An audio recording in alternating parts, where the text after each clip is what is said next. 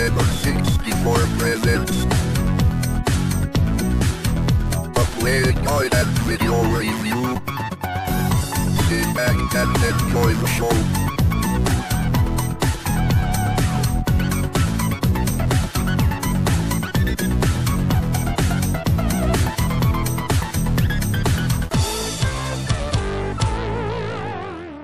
Hey there, welcome to another Lemon 64 game guide and review. In this episode we'll be taking a look at Robocop, developed and published by Ocean in 1989. This game was based on the Orion Pictures movie of the same name, which was released in 1987. For this episode we'll be using the tape version, and tapes take some time to load, so let's skip that.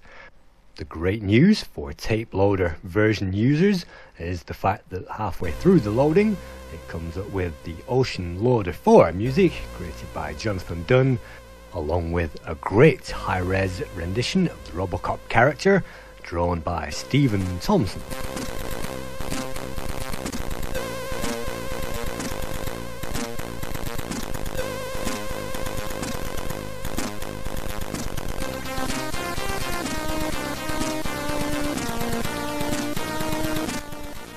The great thing about many Commodore 64 games is, even though they took quite some time to load, the loading music did take the pain out of that process and became an integral part of the experience.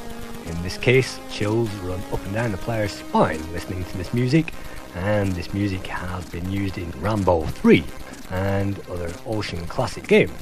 But yes, even before this game has loaded, the player has already got a burst of nostalgia looking at this classic high-res picture and listening to that amazing music. It may interest you to note that the creator of that picture, Stephen Thompson, actually got his job at Ocean by creating this picture, and he then took that to a trade show, showed that to Gary Bracey. Unfortunately, Bracey didn't tell anybody that Ocean had the license to Robocop at the time, and he thought that Stephen was a spy, and he quizzed him, "How did you know that we had Robocop?" Well, at the time they didn't, but coincidentally this picture had been drawn and completed only the night before, and coincidentally it also had the Ocean logo, which you can see in the bottom corner. So synchronicity playing out there, because the actual graphics artist arrived just when Ocean Software needed a high-res graphics artist, and so his talents have definitely been put to good use in this game. And as an introduction to the software industry, drawing a picture on spec there has never been put to better use.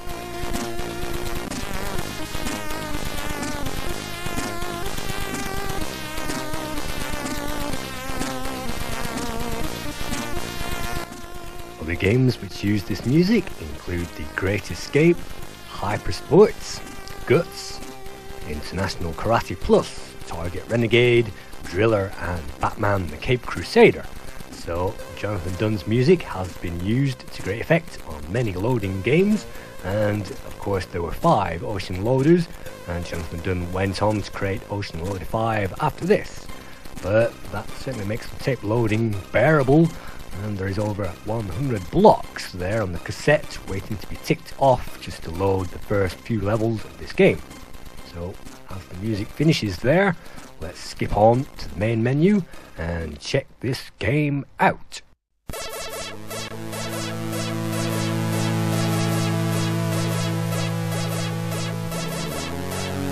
From the go, we can see a very nicely presented title screen with a nice font and a colour cycling effect. You can hear the great music from Jonathan Dunn continues, and this went on to actually inspire an advert on TV by the Ariston company. They actually heard the Game Boy version, which Jonathan had composed, and according to Gary Bracey, they licensed this software music to Ariston, and that went around the world and sold and ran on for maybe 2 or 3 years. So which came first? Well, actually Jonathan Dunn's music came first, but unfortunately due to an oversight at the Ocean offices, Jonathan Dunn did not receive any royalties whatsoever. So even though his solicitor said he was due 100 grand, he never received a penny from the Ariston advert, and according to him, he cringes every time he hears it. But that's certainly memorable, and is yet another one of those memorable things about this game. So even before we've started the thing, we've got to hear some terrific atmospheric music, and you can already see those graphics are in high res. Yes, there are very few dedicated high res games on the Commodore 64, but this was one of them, and it certainly made great use of that. So without any further delay, let's press the fire button, jump in, and check this game out. In this game, we must walk from the left-hand side to the right-hand side of a long scrolling level, avoiding the bullets of all these bad guys and shooting those away. You can see by pushing up and pressing fire, we can actually jump, and by holding that fire in the diagonals, we can actually shoot diagonally. Some of those guys will respawn indefinitely, so the best maneuver is to keep going and to keep heading right and don't stop. Along the way, we can find various power-ups and tokens, which usually appear in similar places along the level, and you can see some of those will give us better firepower. In this case, I'm picking up the armor-piercing shells there, and that will mean all the enemies only take one hit to knock out. Sometimes jumping up there is the only option, and sweep and clear is the best measure, and that means that we don't get shot from above or behind. You can see another magazine case has just been picked up, and that's given us a fully automatic gun. And that's the 3-way spread. That's pretty weedy at this stage, but at least we can shoot on the diagonal without having to stop. And the time limits in this game are fairly tight, so you can't hang around and milk these guys forever. Luckily, on this very first level, it's not too bad. In fact, once the player knows what they are doing, they don't have to stop, and they will find the level is fairly easy. It gives us the baby foods, so now we have full health. You can hear in the background another great Jonathan Dunn classic track, which will play throughout the entire game as long as we are alive. In this game, we only get one life. If we die, then that is it. Unfortunately, that is a negative feature, because if you remember from the movie, Robocop faced the entire Detroit PD at almost point-blank range, and he came out still alive. So why is it that a few bullets can harm Robocop, and yet in the movie, all the ammo in the world didn't even scratch him?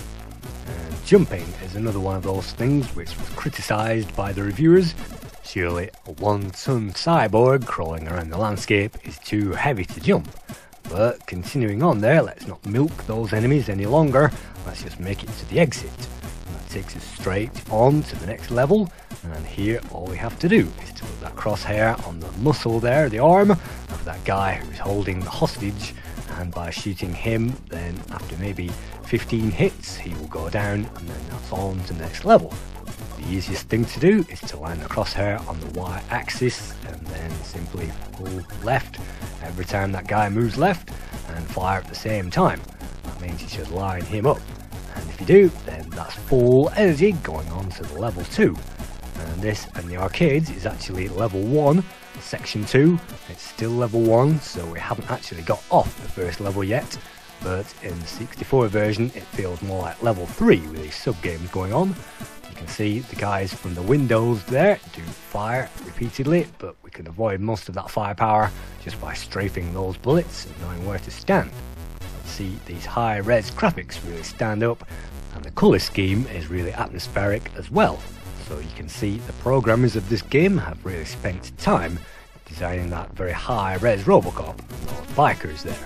But you can see if you pick up the wrong weapon, i.e. the spread shot, that is too weak to get through those bikers, and unless you anticipate those, with that spread shot, you will die. So let's enter our name there. Unfortunately, we cannot just type that on the keyboard. No, we have to pull left and right and enter our name manually and find the end of that to continue. You can see gaining a high score is an absolute doddle, and we haven't even got off level 1. During the intermission, it is completely possible to not manage to kill that guy within that very short time limit. If that happens, then you'll have to carry half energy on to the next level. But it is possible to beat that guy down even with that tight time limit, even with no seconds remaining. Obviously, if you can, then having full health moving on to this third section, or maybe the second section of World 1, how confusing is that? Well, moving on, having the most health is obviously recommended. Just like the first level, what we can do is angle that gunfire in the diagonal, and that will shoot away those guys. But let's remember this time the bikers, and I'm actually trying to waste the spread shot, because that will waste after a number of shots, and hopefully, well, there you go, it was wasted and I took it out. But those bikers can be easily got rid of with a single shot, but they are a real pain if you don't. And now, to make matters a lot easier, let's have the armor piercing rounds, and now everything can be got rid of with one shot. So weapons upgrades are certainly essential to pick up, and of course keep an eye peeled there for that baby food. If you remember, in the original Robocop film, the Robocop character never actually touches baby food and never actually consumes it. In fact, he blows it up and runs away from it. But in this game, he has to consume baby food to top up his energy, and I suppose that's a good thing. But yes, again, the Robocop character cannot be harmed by mortal man, so having an energy block there is a bit weird to begin with. But let's continue. You can see those great high-res graphics once again make the level so memorable and playable, and so close to the arcade, which was developed by Data East using the same license at the very same time. The programmers of these games only had a rough draft of the first script of the film, and they created these games out of that. That's why they don't really show much comparison to the actual film itself, but you can see there plenty of time and energy remaining on that second level. A little background: this game was coded by John Megan, who actually began with Tales of the Cat in 1986 on the C64, before moving on to Short Circuit, Rastan, Navy Seals and The Untouchable. The graphics were created by Stephen Thompson, who went on to Operation Wolf, Total Recall and Navy Seals. Additional graphics by Dawn Drake, and Jonathan Dunn is probably best known for his theme to Platoon, Terminator 2, Operation Wolf and Dragon Ninja. Pressing fire, we find a photo fit opportunity, and by getting those mugshots absolutely correct when that thing appears on screen, then we can match picture for picture, graphic for graphic, and gain a positive ID. You may notice there that the characters look absolutely nothing like the characters in the movie, and a pair of spectacles there might have made that guy look a bit more like Clarence Boddicker, but unfortunately, obviously the movie wasn't even complete when they were producing this game, so they had no way to know. Although the high-res graphics continue on to this second level, unfortunately the colour scheme has taken a dive into the blue murder, and you will find blue murder and swear blue murder on this level due to a number of things. The first thing is, unless you continue all the way around the level as quickly as possible without getting stopped and shooting every guy perfectly and collecting every single thing absolutely perfectly, then you will actually run out of time and you'll be unable to complete this level. Yes, unless you absolutely rush hell for leather, it is not actually possible to complete this game, or at least it is so hard it is a joke. So returning, you can see I'm trying again there. The first tip is to shoot the guys on the higher platforms, and then they can't make our life hell, but you can see the guys there on the lower level walk straight through that metal door like it doesn't exist. And you may wonder why. Well, I'm not actually convinced that all these barriers are meant to be there, and I think that the program is actually glitched on this level because of the tight time limit, making it absolutely impossible unless you make headway absolutely perfectly. So to my mind, I think one of these barriers is in the wrong place, and the sprites wander through those like they don't exist. So all you can do is continue. This level actually reminds me of the second level in Ghosts and Goblins, where we have to throw our axes and our weaponry into demons, and we have to climb steps and make our way up and down a tall building. And this level is actually just as hard as that level, and it requires just as much dedicated firepower. In fact, I think this level is actually harder. Many people say that this game is uncompletable because of this level, and according to the programmers, the first time that they completed the game, it was way too easy, so they made this level in particular much harder. I feel the programmers have gone perhaps too far the other way, and without any health top-ups there. Sometimes you can pick up the baby food on the top level, which helps, And it also helps that we can actually fire diagonally on this level, and we can fire at those guys early to save those shooting up towards us and clear our way before we descend that staircase. See, the guys are following us, and if we descend that staircase they will start to fire, and one bullet kills us dead. So yes, you have to remove those guys above and below that level if you want to continue on that game. Returning to the photo fit, the controls are so tight on this section as well that you almost have to anticipate those things cycling around in the first place, because if you press fire when the icon is actually over the one that you're looking for, sometimes you will, but sometimes it will cycle through those onto the next one and it will make you fail. So you have to anticipate those things in advance, which isn't easy unless you've played this game over and over. At this point, I'd like to raise the subject of cheats, and anyone who's seen my play guides and reviews before now will know that I hardly ever use cheats, and that is because, well, there's no point playing the game if you're going to cheat your way through it. Yes, there are passwords to be entered on this game, and that will skip levels, and if you hold down 4 keys on the keyboard from the title menu and hold the joystick left or right, that will make the character ascend over the first couple of levels, and you can cheat your way through those. But the reason I mention this at this point is because, as far as I know, the only way to get far in this level, and the only way to beat it with any degree, is to cheat your way through it. And although I never use cheats because I find those things detestable, I'm actually going to use the cheat on this level to try and get some way further. So if I continue there on that top level, you can see the barriers appear every so often, and again we can try and shoot those guys, but instead if we hold down that fire button and waggle the joystick furiously, top right into the bottom right corner, then we can waggle our way through that barrier, we can squeeze through onto the other side. And that's a little more like Robocop, because if you remember, Robocop can blow his way through concrete walls and he can get through just about anything. So actually being able to blast through those and squeeze through solid walls is actually closer to the Robocop movie than being able to jump, which in reality he could not do.